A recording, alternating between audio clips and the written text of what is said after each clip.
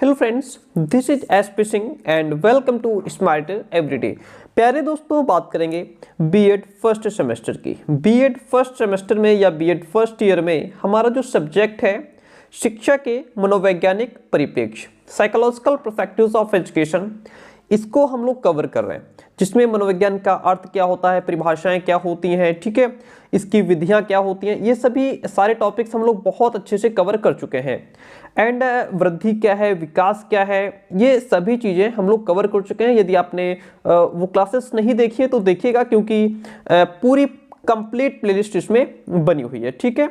और एक से एक टॉपिक को बहुत ही कम शब्दों में, आसान शब्दों में, पिक्चर्स के माध्यम से चीज़ों को आपके सामने रखा गया है। ओके, आज जो हमारा टॉपिक है वो बहुत ही इंपॉर्टेंट टॉपिक है।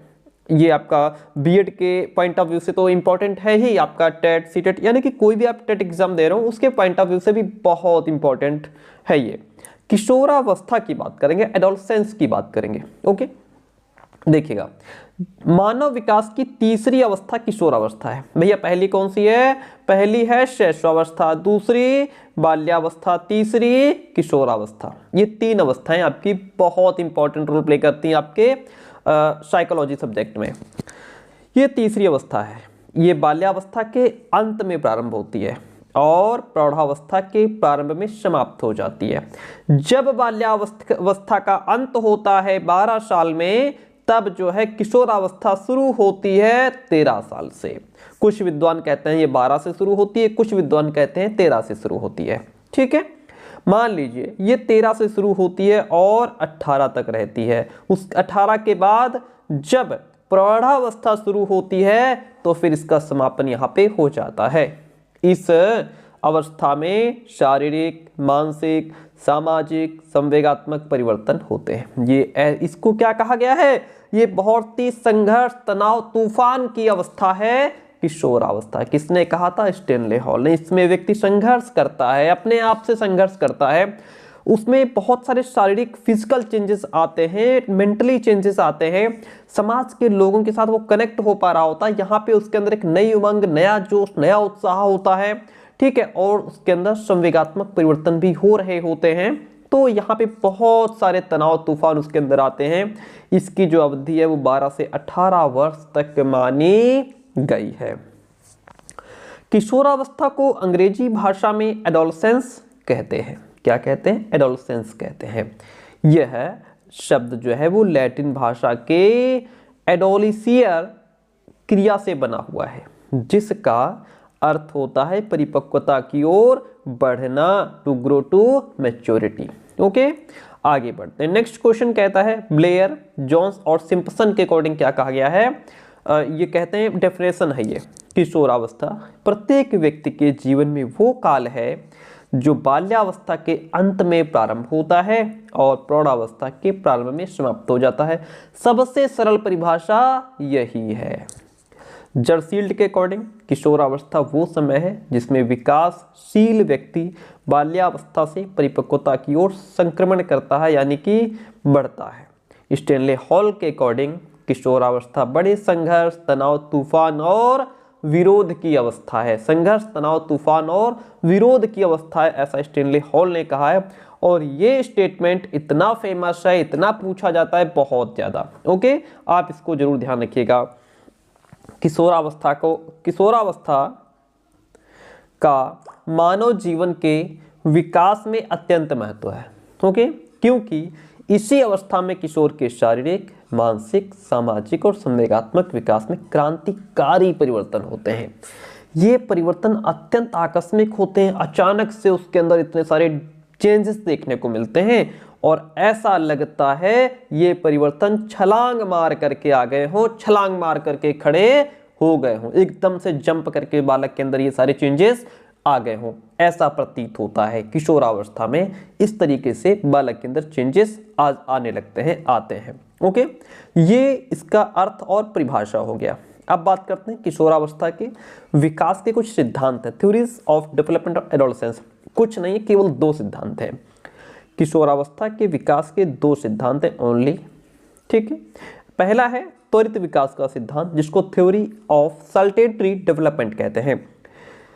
इसमें क्या कहा गया है इस सिद्धांत के समर्थक स्टैनले हॉल ने अपनी एडोलसेंस नामक पुस्तक में किया है। इनका कहना है कि किशोरों में अनेक क्रांतिकारी परिवर्तन आते हैं। क्या कहते हैं? ये कहते हैं किशोरों में अनेक क्रांतिकारी परिवर्तन आकस्मिक रूप से होते हैं, अचानक होते हैं, जिनका शैशव काल या बाल्यकाल से कोई संबंध नहीं होता। जैसे ही किशोरावस्था आती है, बालक के अंदर ये सारे चेंजेस आते हैं, एकदम से आते हैं। स्टैनले हॉल के शब्दों में किशोर अथवा किशोरी में जो शारीरिक एवं मानसिक परिवर्तन होते हैं वे एकदम छलांग मार करके आते हैं। यह जो परिभाषा, ये जो शब्द हैं वो स्टैनले हॉल के हैं। ठीक है, तो यह त्वरित विकास का सिद्धांत, जिसमें स्टैनले हॉल ने कहा है कि बालक के अंदर किशोरावस्था में जो भी चेंजेस होते हैं वो अचानक से अकस्मात देखने को मिलते हैं। वहीं पर है क्रमिक विकास का सिद्धांत। जो क्रमिक विकास का सिद्धांत है ये क्या कहता है? इस सिद्धांत के समर्थक थॉर्नडाइक, किंग और हॉलिंगवर्थ हैं।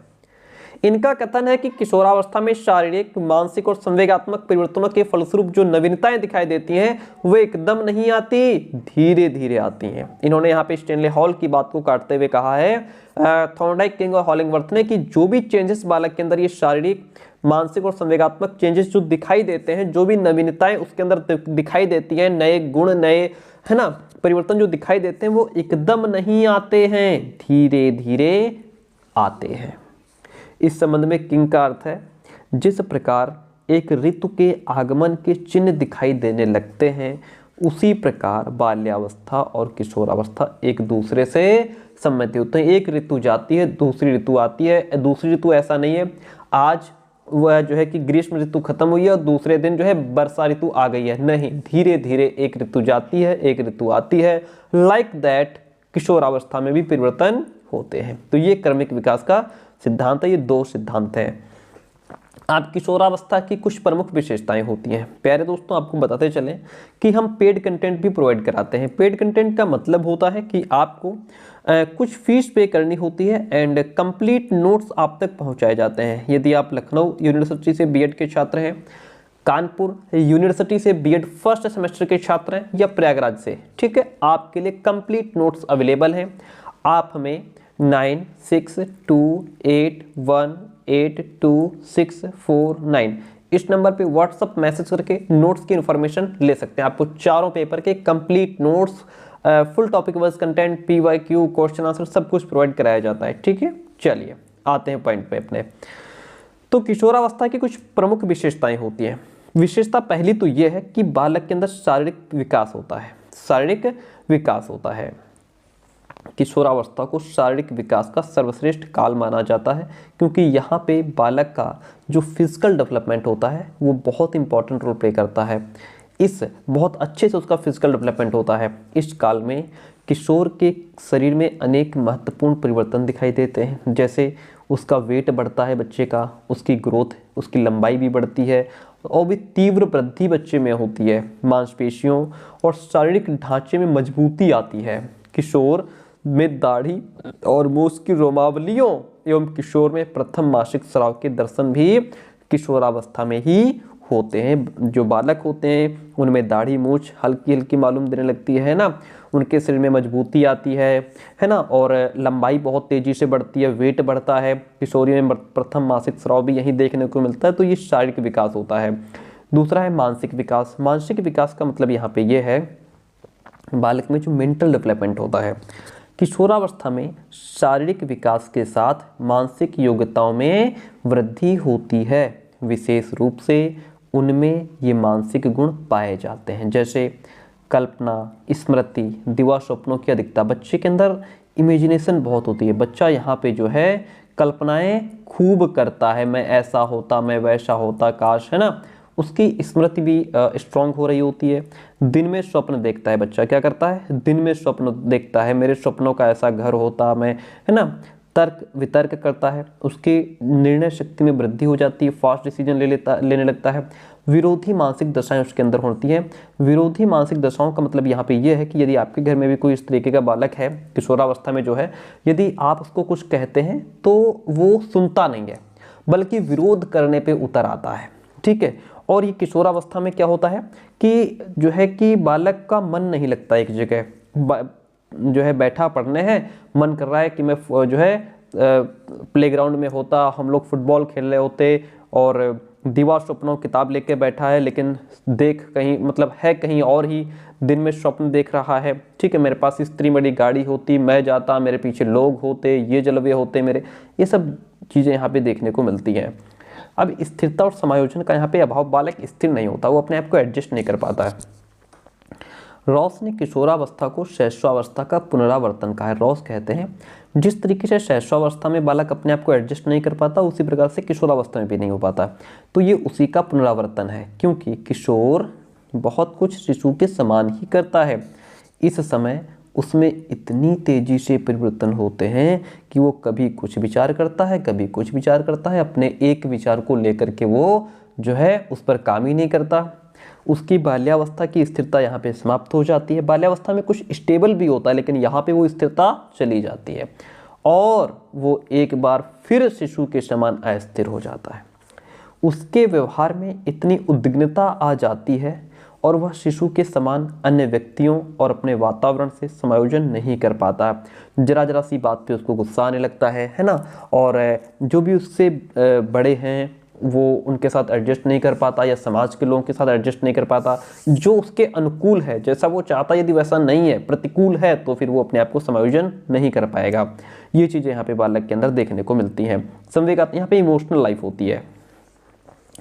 किशोर का जीवन बहुत ही भावात्मक होता है, भावनाओं से भरा होता है। यहाँ पे संवेगात्मक आवेश में वो असंभव और असाधारण काम करने को संकल्प कर डालता है, मैं ये कर डालूंगा, है ना, मैं उसने मुझे ऐसा कह दिया, मैं उसे जान से मार दूंगा, मतलब कर कुछ नहीं पाएगा। कभी वो अदम्य उत्साह से भरा होता है, बहुत पावरफुल दिखाई देता है, कभी वो बहुत हतोत्साहित डिस्करेज दिखाई देता है कि उसके बस की कुछ नहीं, मतलब उसे कभी कभी ऐसा लगता है कि यार मैं सबसे बेकार इंसान हूँ, मेरे से कुछ नहीं हो पाएगा, है ना। ये सब चीज़ें उसके अंदर दिखाई देने लगती हैं। कभी अपने आप को पाता है कि मैं बहुत पावरफुल हूँ। कल्पना, यहाँ पे कल्पना का बाहुल्य होता है, imagination, a lot of imagination उसके अंदर होती हैं। किशोर अत्यधिक कल्पनाशील होता है, कल्पनाएं खूब करता है। व्यावहारिक जीवन में किशोर अपनी सभी अभिलाषाओं को पूरा करने में अपने आप को असमर्थ पाता है। चाहता तो है कि मैं अपनी सभी अभिलाषाएं पूरी करूं, मेरे पास ये गाड़ी हो, वो गाड़ी हो, है ना, और इस तरीके से मेरा जलवा हो, लेकिन हो कुछ नहीं पाता उससे।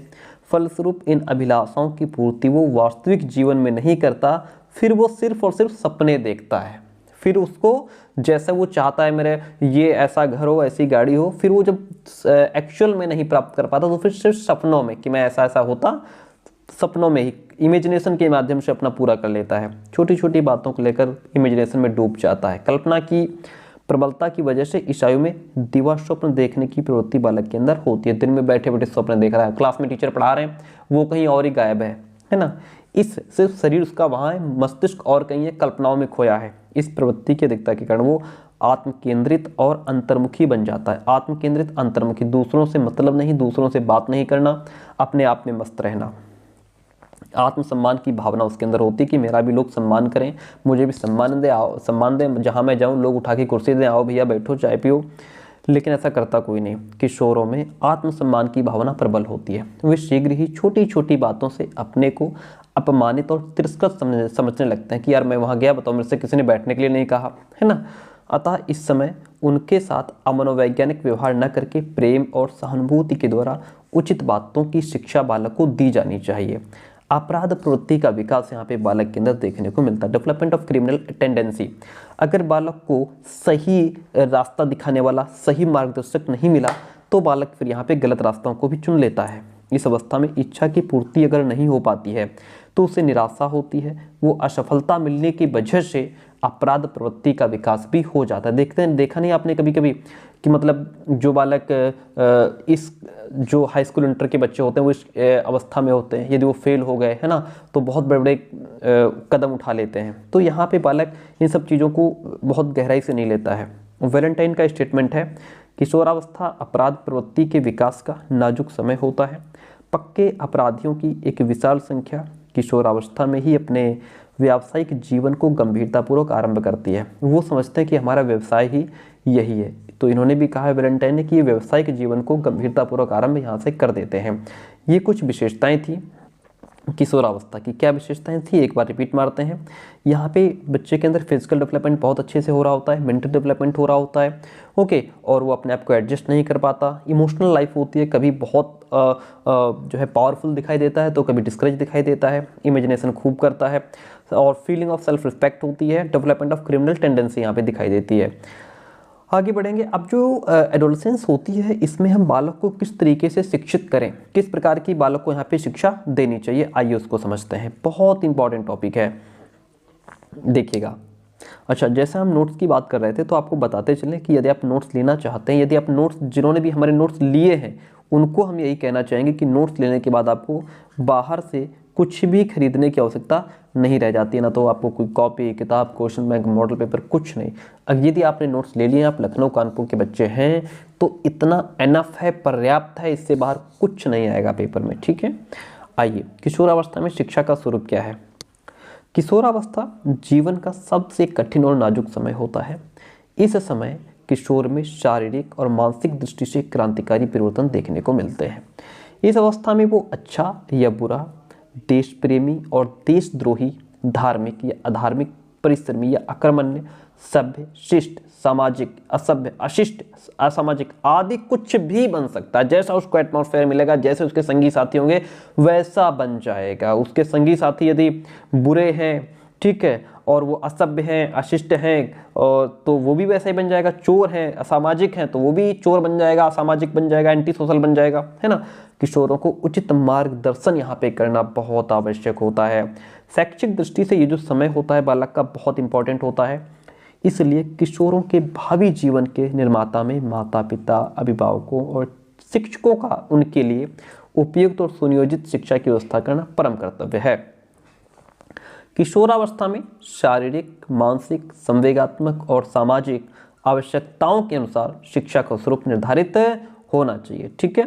उसके शारीरिक विशेषता, उसको शारीरिक रूप से किन चीज़ों की आवश्यकता है, मेंटली उसको क्या चाहिए, संवेगात्मक रूप से उसकी आवश्यकता क्या है, सामाजिक रूप से उसकी आवश्यकता क्या है, इन सभी चीज़ों की आवश्यकताओं के अकॉर्डिंग बालक को शिक्षा देनी चाहिए। तो शारीरिक विकास के लिए, क्योंकि यहाँ पे उसका जो फिजिकल डेवलपमेंट होता है वो पीक पे होता है, तो बालक को शारीरिक विकास के लिए शिक्षा देनी चाहिए। किशोरावस्था में शारीरिक विकास द्रुत गति से, बहुत तेज गति से होता है, इसलिए सबसे पहले इस समय स्वास्थ्य पर ध्यान देना बहुत आवश्यक हो जाता है कि बच्चा स्वस्थ रहना चाहिए। उनके लिए पौष्टिक भोजन, स्वास्थ्य शिक्षा, विभिन्न प्रकार के शारीरिक व्यायाम, खेल कूद का प्रबंध करना चाहिए। उसको पौष्टिक भोजन मिलना चाहिए, है ना। स्वास्थ्य से संबंधित जितनी भी उसकी दिनचर्या क्या होनी चाहिए, किस समय उसको क्या खाना चाहिए, है ना। स्वास्थ्य से संबंधित कैसे वो अपने आप को हेल्दी रख पाए, स्वस्थ रह पाए, बीमारियों से दूर रहे, ओके, वे इस प्रकार की। उसको नियमित व्यायाम किस तरीके से करना है, और जो उसके किस खेल में बच्चा इंटरेस्ट रखता है उसको उसी खेल से संबंधित जानकारी देनी चाहिए और उसको खेलने के लिए प्रोत्साहित करना चाहिए। मानसिक विकास के लिए शिक्षा, यहाँ पे बच्चे का मेंटल डेवलपमेंट भी अच्छा होता है, इमेजिनेशन खूब करता है, तो उसको उसके लिए एजुकेशन की जरूरत होती है, ताकि वो अपनी इस पावर को उस फालतू की चीज़ों में ना लगा करके एक सही डायरेक्शन में लगाए, जिससे कि वो जीवन में एक चमकदार हीरा बन जाए। किशोरावस्था में मानसिक विकास की विशेषताओं, क्योंकि एडोलसेंस में बहुत सारी पावर्स होती हैं बालक के अंदर, और वो पावर्स का यूज वहाँ पे गलत जगह करता है। उन पावर्स का यूज अच्छी जगह होना चाहिए, चाहे वो फिजिकल हो चाहे वो मेंटली हो। किशोरावस्था में मानसिक विकास की विशेषताओं के अकॉर्डिंग किशोरों की बुद्धि, निरीक्षण शक्ति, तर्क शक्ति, चिंतन शक्ति, स्मृति, कल्पना शक्ति का विकास उनकी रुचि, रुझान, योग्यता, क्षमता के अकॉर्डिंग किया जा सकता है, ठीक है। उनका रुचि किस फील्ड में, वो किस क्षेत्र में जाना चाहते हैं, क्या वो एक प्लेयर बनना चाहता है, तो फिर उसको प्लेयर से संबंधित जो है उसको वो खेल खिलाया जाए, उस फील्ड में उसको जाने के लिए रास्ताएं बताई जाएं। यदि वो डॉक्टर, इंजीनियर बनना चाहता है तो उसके हिसाब से उसको शिक्षा देनी चाहिए। और संवेगात्मक विकास के लिए शिक्षा, किशोरावस्था में संवेगात्मक जीवन उथल पुथल सी मच जाती है। किशोर में के पूर्व विकसित स्थायी भावों और नई नई भावनाओं एवं संवेगों पर नियंत्रण पाने में असमर्थ दिखाई पड़ते हैं। वह अनेक प्रकार के संवेगों से संघर्ष करते दिखाई देते हैं। इसके लिए विद्यालयों में विभिन्न पाठ्य सहगामी क्रियाओं का आयोजन किया जाना चाहिए। बालक को धार्मिक और नैतिक शिक्षा देनी चाहिए। नैतिक विकास के लिए बच्चे के अंदर मोरल डेवलपमेंट भी तो होना चाहिए। उनके सामने अच्छे आदर्श, व्यवहार एवं आचरण प्रस्तुत किए जाएं। किशोरावस्था में मस्तिष्क में निरंतर विरोधी विचार उठा करते हैं, है ना। किशोर उचित अनुचित व्यवहार में अंतर नहीं कर पाता, मेरे लिए क्या सही है क्या गलत है, अतः उसे विद्यालय में धार्मिक और नैतिक शिक्षा अवश्य देनी चाहिए। व्यक्तिगत विभिन्नता के अनुसार शिक्षा देनी चाहिए। किशोरावस्था में किशोरों की शिक्षा के लिए विद्यालयों में उनकी रुचि, रुझान और योग्यता के अकॉर्डिंग विभिन्न प्रकार के पाठ्यक्रमों की व्यवस्था करनी चाहिए। इसके साथ ही विद्यालयों में शैक्षिक निर्देशन और व्यावसायिक निर्देशन की भी व्यवस्था होनी चाहिए और पाठ्यक्रम में ऐसे विषयों का समावेश हो जिनके द्वारा वो भविष्य में अपनी रुचि और आवश्यकता के हिसाब से, रुचि और आवश्यकता के हिसाब से किसी व्यवसाय को चुन सके। ठीक है, देखिए हम आप सभी, हर बच्चे की रुचि इंटरेस्ट अलग अलग चीज़ों में होता है, रुझान अलग होता है, उसकी हम सबकी योग्यता भी अलग अलग होती है, तो उसी हिसाब से सिलेबस भी तैयार करना चाहिए और फिर शिक्षा से संबंधित बच्चे को गाइड करना चाहिए। कि जैसे शिक्षा से संबंधित का मतलब ये है कि उसको दो चीज़ें देखनी होती हैं बालक की, आखिर वो किस फील्ड में जाना चाहता है, उस फील्ड से संबंधित कौन से सब्जेक्ट उसके लिए इम्पॉर्टेंट रहेंगे। जैसे इंजीनियर बनना चाहता है तो उसको मैथ्स और फिजिक्स पढ़ने की आवश्यकता है, डॉक्टर बनना चाहता है बायोलॉजी केमिस्ट्री वगैरह पढ़ने की उसको आवश्यकता है। ठीक है, जिस भी क्षेत्र में जाना चाहता है उसके हिसाब से उसको सब्जेक्ट चुनना चाहिए। ओके, और उसी हिसाब से उसको शिक्षा देनी चाहिए। यौन शिक्षा, किशोर बालकों और बालिकाओं का अधिकांश समस्याओं का जो संबंध है उनकी काम प्रवृत्ति से होता है, अतः विद्यालय में यौन शिक्षा की व्यवस्था होना अति आवश्यक है। रॉस के अकॉर्डिंग कहा गया है, क्या कहा गया है रॉस के अकॉर्डिंग, यौन शिक्षा की परम आवश्यकता को कोई भी अस्वीकार नहीं कर सकता कि यौन एजुकेशन की आवश्यकता नहीं है। इस बात की आवश्यकता है कि किशोर को एक ऐसे वयस्क के द्वारा गोपनीय शिक्षा दी जाए जिस पर उसे पूर्ण विश्वास हो। ठीक है, तो इस प्रकार की जो शिक्षा है वो हम किशोरावस्था में बालकों को दे सकते हैं। अगर आप एक बार हमारी क्लास को ठीक से पढ़ लेंगे तो आपको दोबारा वो टॉपिक पढ़ने की आवश्यकता नहीं पड़ेगी, इतने आसान शब्दों में हमने इसको लिखा हुआ है। किशोरावस्था में जो फिजिकल डेवलपमेंट होता है वो किस तरीके से होता है, आइए समझते हैं। किशोरावस्था में बालक और बालिकाओं का जो विकास है वो बहुत तीव्र गति से होता है। बालिकाओं में तीव्रतम वृद्धि का समय लगभग 11 से 13 वर्ष की आयु तथा बालकों में लगभग 14 से 15 वर्ष की आयु होती है। बालिकाओं में तीव्रतम वृद्धि का समय जो बताया गया है, तीव्रतम बहुत तेज जो वृद्धि होती है 11 से 13 वर्ष, और बालक में 14 से 15 वर्ष में होती है। इस अवस्था में शारीरिक विकास से संबंधित निम्नलिखित परिवर्तन बालक में दिखाई देते हैं। एक तो बच्चे का भार बढ़ता हुआ दिखाई देता है। किशोरावस्था में बालकों का भार बालिकाओं से अधिक होता है। इस अवस्था के अंत में बालकों का भार बालिकाओं से लगभग 25 पाउंड अधिक होता है। लंबाई की अगर बात की जाए तो इस अवस्था में होता क्या है कि लंबाई में भी तेजी से वृद्धि होती है। बालिका की लंबाई 16 वर्ष की आयु तक तथा बालक की लंबाई 18 वर्ष तक और उसके बाद भी बढ़ती रहती है। लगभग 14 वर्ष की आयु में वे अपनी वयस्क ऊंचाई का 90% भाग प्राप्त कर लेते हैं, शेष ऊंचाई धीरे धीरे उनकी बढ़ती जाती है। अस्थि विकास की अगर बात करें, इस अवस्था में अस्थियों में नमनीयता नहीं रह जाती, यानी कि जो उनकी जो हड्डियां हैं वो अब यहाँ पे डेलिकेट नहीं रहती, क्या हो जाती हैं, वो मजबूत हो जाती हैं। ओके, अस्थिकरण की पूरा जो प्रोसेस है वो कंप्लीट हो जाता है। सिर और मस्तिष्क की अगर बात की जाए तो सिर और मस्तिष्क की अधिकतम वृद्धि बाल्यकाल में हो जाती है। उनके उनके सिर का, उनके मस्तिष्क का जितना डेवलपमेंट हो जाता है उसका 90% लगभग बाल्यकाल में ही हो जाता है। इस अवस्था में भी ये जारी रहता है। 15 या 16 वर्ष में सिर का लगभग पूर्ण विकास हो चुका होता है और यहाँ पे जो मस्तिष्क का भार है वो 1200 से 1400 ग्राम के बीच में बताया गया है। ज्ञानेंद्रिय और कर्मेंद्रियों की अगर बात की जाए, इस अवस्था तक आँख, नाक, कान, त्वचा और स्वाद इंद्रियों का तथा कर्मेंद्रियों का पूर्ण रूप से विकास हो जाता है। गति विकास में वृद्धि होती है। यहाँ पे स्टेनले हॉल ने कहा है कि इस अवस्था में न केवल गति से तीव्रता बढ़ती है बल्कि गति शक्ति भी बहुत बढ़ जाती है। गति और क्रियाशीलता का प्रकाशन खेलने कूदने, दौड़ने, व्यायाम करने और परिश्रम करने में होता है। इन कार्यों को करते समय किशोरों में विद्युत के समान शक्ति प्रवाहित होने लगती है, यानी कि बिजली के समान पावर उनमें बहने लगती है। तो ये जो पॉइंट होगा ये हम समझ रहे थे बालक में जो शारीरिक विकास, जो फिजिकल डेवलपमेंट होता है वो किस तरीके से होता है। अब ये जो फिजिकल डेवलपमेंट होता है इस पर जो है कुछ चीज़ों का प्रभाव भी पड़ता है। वो कौन कौन सी चीज़ें हैं जिनका बच्चे के फिजिकल डेवलपमेंट पर प्रभाव पड़ता है। अब ये जो टॉपिक है ये आपका शैशवावस्था में भी काम आएगा, बाल्यावस्था में भी काम आएगा और किशोरावस्था में तो आएगा ही आएगा, क्योंकि शारीरिक विकास को प्रभावित करने वाले कारक शैशवावस्था में भी वही रहेंगे, बाल्यावस्था में भी वही रहेंगे, किशोरावस्था में भी वही रहेंगे।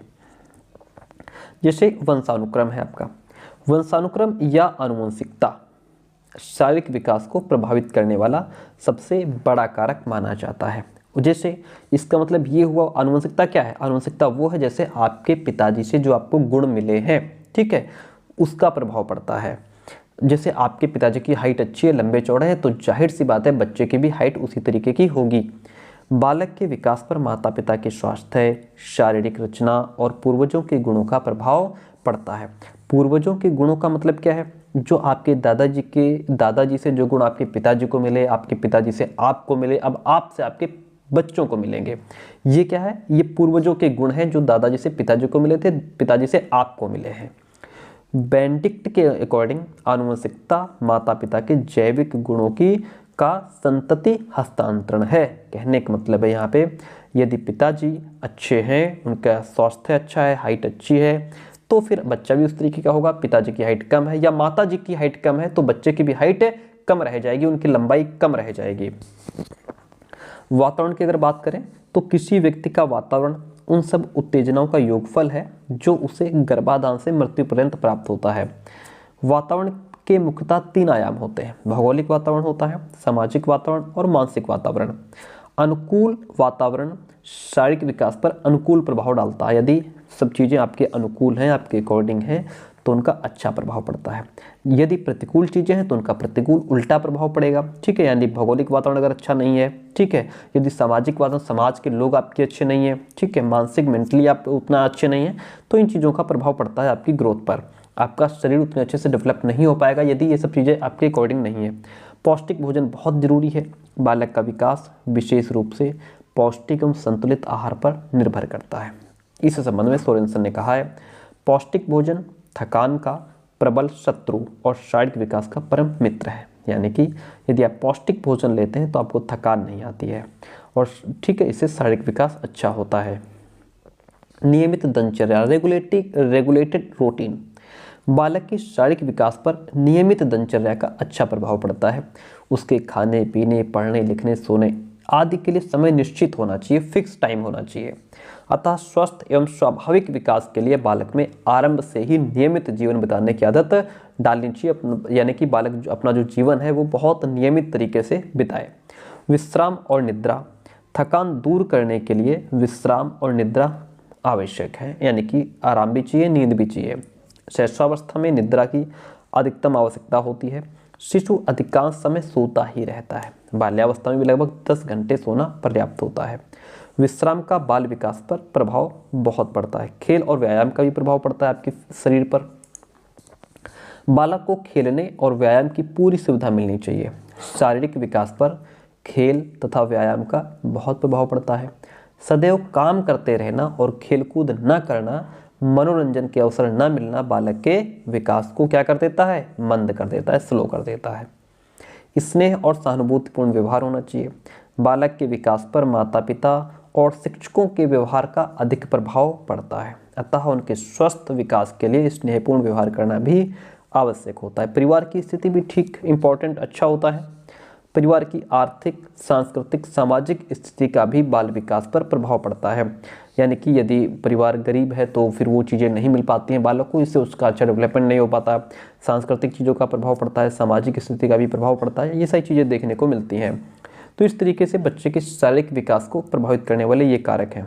अब जो किशोरावस्था है उसमें मानसिक विकास किस तरीके से होता है, आइए इसको समझते हैं, फिर ये क्लास हमारी एंड हो जाएगी। 3 पॉइंट हैं इसमें, देखिएगा। किशोरावस्था में शारीरिक परिवर्तन की भांति ही मानसिक परिवर्तन भी तेजी से होता है। मेंटल चेंजेस भी होता है, मेंटल डेवलपमेंट होता है। वुडवर्थ के शब्दों में मानसिक विकास 15 से 20 वर्ष की आयु में अपनी उच्चतम सीमा पर पहुंच जाता है। जितना मेंटल डेवलपमेंट होना होता है वो 15 से 20 वर्ष की आयु में हो जाता है। जैसे मानसिक योग्यताओं की अगर बात करें तो किशोरावस्था में बालकों की जो मानसिक योग्यताएं हैं उनका स्वरूप निश्चित हो जाता है। शारीरिक और मानसिक विकास के साथ साथ मानसिक योग्यताएं भी बढ़ती हैं। उनमें सोचने, विचारने, अंतर करने, समस्या का हल करने की योग्यताएं बालक के अंदर, बच्चे का जो दिमाग है वो इतना डेवलप हो चुका होता है कि वो अपने लिए सही और गलत सोच सकता है, उस पर विचार कर सकता है, चीज़ों में डिफरेंस कर सकता है। कोई छोटी मोटी समस्या है तो उसको वो हल करने की भी योग्यता रखता है, उसको हल कर लेता है खुद ही। बुद्धि का विकास, किशोरावस्था में बुद्धि का विकास अपनी सीमा तक पहुंच जाता है। बौद्धिक विकास की पूर्णता के कारण उसमें निम्नलिखित बौद्धिक कार्यों को करने की क्षमता दिखाई पड़ती है। उसके अंदर चिंतन शक्ति आ जाती है, तर्क करने की क्षमता आ जाती है, अपने ध्यान को कंसंट्रेट कर सकता है, चीज़ों को याद रख सकता है, इमेजिनेशन कर सकता है, लैंग्वेज डेवलपमेंट भी उसके अंदर हो चुका होता है। रुचियों का विकास, इस समय क्या होता है उनमें बहुमुखी रुचियों का विकास होता है, यानी कि बहुत सारी चीज़ों में उसको इंटरेस्ट आ जाता है, जो कि शारीरिक स्वास्थ्य, अध्ययन, चरित्र, मानसिक स्वास्थ्य, अच्छा भोजन, वेशभूषा, जीवन के आदर्शों आदि से संबंधित होती हैं। रुचियाँ सीखने में सहायक होती हैं, इंटरेस्ट चीज़ों को लर्निंग में भी बहुत अच्छा प्रभाव पड़ता है इनका। सीखने की क्षमता का विकास बालक में हो चुका होता है। इसके बाद ये क्लास आपकी एंड होगी। एंड आपको कहना चाहिए क्लास अगर पसंद आई हो तो प्लीज़ लाइक और कमेंट जरूर करके जाइएगा। इस समय जिज्ञासा प्रवृत्ति की प्रबलता के कारण, यानी कि बच्चे के अंदर जिज्ञासा बहुत होती है। किशोर शीघ्र सीखने का प्रयत्न करता है, चीज़ों को जल्दी समझ ले, जल्दी सीख ले। वह व्यावहारिक, सैद्धांतिक, वैज्ञानिक और यांत्रिक विषयों को सीखने में रुचि दिखाता है। इस समय उनमें सीखने की क्षमता का अधिक विकास होता है। किसमें? किशोरावस्था में। तो ये किशोरावस्था में मानसिक विकास था कि किस तरीके से बच्चे के अंदर जो है मेंटल डेवलपमेंट हो चुका होता है। इसके बाद जो नेक्स्ट क्लास हमारी होगी उसमें हम समझेंगे जीन पियाजे को। जीन पियाजे को बहुत अच्छे तरीके से हम पिक्चर्स के माध्यम से, एग्जांपल्स के माध्यम से समझेंगे। और जीन पियाजे आपके इतने इंपॉर्टेंट हैं आपके लिए, चाहे आपका जो है कि बीएड हो, टेट सीटेट, कोई भी टीचिंग एग्जाम्स हो, उसके लिए जीन पियाजे बहुत इंपॉर्टेंट हैं। और ये जो हमारे नोट्स होते हैं वो पेड विद्यार्थियों के लिए ही होते हैं। जो विद्यार्थी फीस पे करते हैं उनको ये कंप्लीट नोट्स पहुँचाए जाते हैं, ठीक है। और इनमें आप एग्जाम्पल्स के माध्यम से, पिक्चर्स के माध्यम से चीज़ों को आसानी से समझ भी सकते हैं, ठीक है। तो उसके लिए नोट्स के लिए आप हमें 9628182649 इस नंबर पे व्हाट्सअप मैसेज करके नोट्स की इन्फॉर्मेशन ले सकते हैं। Thank you so much.